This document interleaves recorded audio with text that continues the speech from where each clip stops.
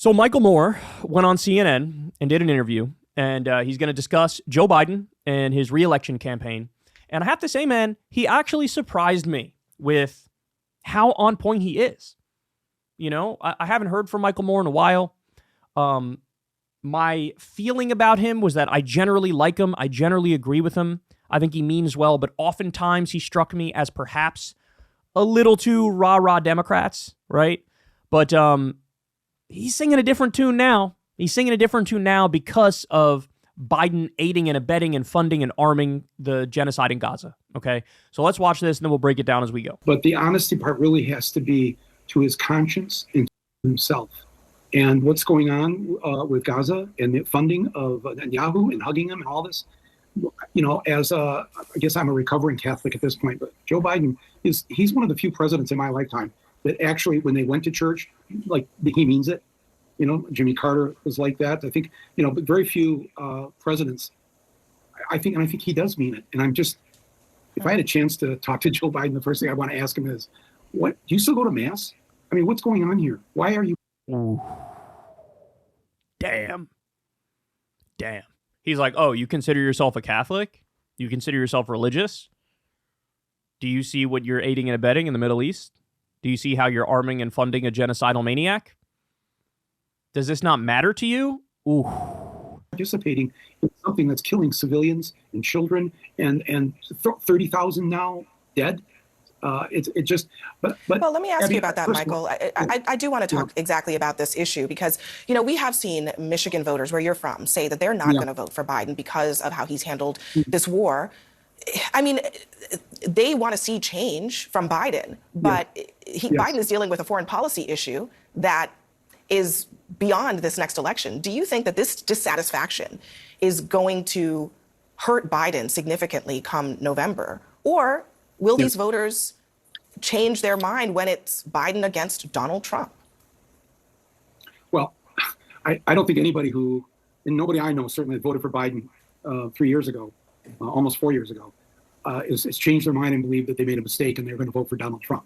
That's not going to happen. What's going to happen possibly, and the danger to Biden here, is that people, and remember, 70% of the electorate now is either women, people of color, or young people between the ages. He's going to say they're going to stay home, right? And that's true. People, you know, you give them these two main candidates where one of the two is going to win. And then you have some, you know, a couple third-party candidates, maybe throw an independent in there if they can get on the ballot, or a couple of independents if they can get on the ballot. That's a big if. And I'm sorry, but people will not view it as, oh, if I don't vote for Biden, I am handing the election over to Trump. Like, I am responsible for Trump getting elected. That's not how people are going to view it. People are just going to view it as, Biden really pissed me off, and so I'm going to stay home. I'm going to vote for a third-party candidate. Like, that's what would happen, right? It wouldn't be like these people go, since I'm mad at Biden, I'm going to go vote for Trump. That's not what's going to happen. But the media are trying to impress that upon people that if you stay home or if you vote third party, you are effectively voting for Trump. But I don't think people are ever going to buy that, no matter how many times you try to beat it into their head. 18 and 35. That's 70% of the voters. And to offend and upset a group that supported you back in 2020, especially young people.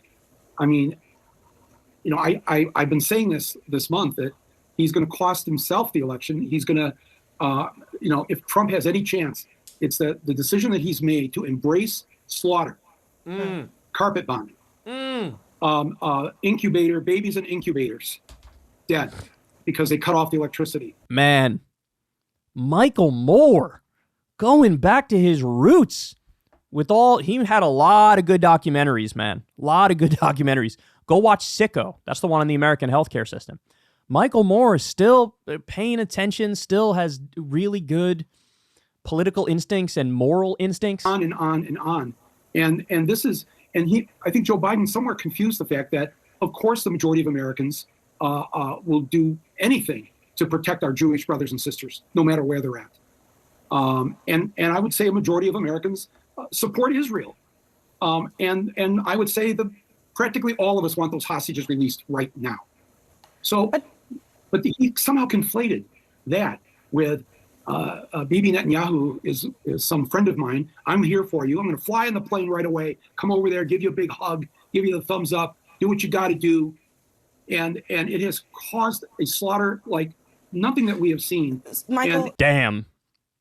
I mean, he's right? This is a warning for Biden. Now, by the way, guys, correct me if I'm wrong on this, but didn't Michael Moore in 2020 predict Biden was going to win in the general, right? I think he predicted Biden was going to win in the general. But more importantly, he was pretty much the only one out there in the 2022 midterms. And he was very aggressively saying before the voting, this whole red wave notion is nonsense. It's not going to happen. There's not going to be a red wave, right? Didn't he do that? I'm pretty sure he did that. I'm pretty sure he went out there and said, there's not going to be a red wave. The data doesn't show that there's going to be a red wave. It's, that's not true. Now, and I think, if I remember correctly, I think reading some of his logic pushed me from the perspective of a lot of people think there's going to be a red wave. That means I fear there's going to be a red wave. I just defaulted to agnosticism. I was one of the few people who was like, I don't know what's going to happen. But I think the people saying it's definitely going to be a red wave, I think they're out over their skis. Because there was a lot of evidence, like, for example, like 55% of the Republicans running were election deniers, were hardcore Trump people. You had the Roe v. Wade issue, right? And I saw that and I was like, that stinks of extremism. And I don't think Americans are going to go for the extremism, right? And so I was agnostic. I was like, I don't know what's going to happen. Everybody around me would say, red wave, red wave, red wave, red wave. Mainstream media and independent media. And I was like, I don't know what's going to happen. He was one of the only ones who was out there, went further than I did. I was just agnosticism. He went further and he was like, no, it's going to be, it's not going to be a red wave, period. And he was right. And he's been right on a number of these. And he also predicted Trump win in 2016. He predicted the Trump win in 2016. So he's had phenomenal political instincts every step of the way. And here he is ringing the alarm, going, dog, you need to change path immediately. Biden, stop supporting a genocide. All right, so now I got one more for you here. He goes on MSNBC, and he kind of endorses the vote uncommitted thing in the Michigan primary, which is what Rashida Tlaib supports, which actually Beto O'Rourke, to my shock, came out and supported it. So let's watch that. It has turned young people against Biden. So let me give you, with the 30 seconds you have left, your view, as someone who, again, has called some stuff before, is that the perception of strong or even unconditional support for Israel is hurting Biden with voters in a way that will continue through November if they don't change. That's your view. Absolutely. And when our primary in Michigan is next week, and there is a line on our ballot that says uncommitted. And people in Michigan have organized a large group, I'm part of it, who are, we don't want Trump in the White House. We don't believe that young people are going to say, if they're not going to vote for Biden, well, they're going to vote for Trump. They're not going to vote for Trump. That's how the only way Trump can win is if people stay home. Right. And if young people or third stay party, home. yeah. Or yes, but that they're not going to win.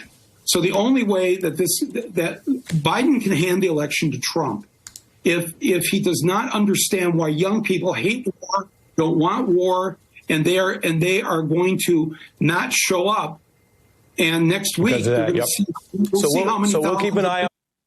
We'll keep an eye on that. We had you for 2 blocks tonight, which we're lucky for. If you want to. So he helped organize the uncommitted thing in Michigan.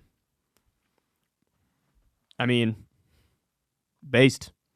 I mean, my slight disagreement with the people who are doing the uncommitted thing is like, why not just like throw your support behind Cenk Uygur?